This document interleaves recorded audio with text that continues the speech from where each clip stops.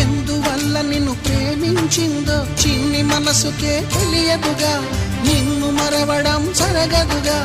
ఎందువల్ల నువ్వు కాదన్నావో ఎదురు ప్రశ్నలే వేయనుగా, ఎదురు చూపులే ఆపనుగా.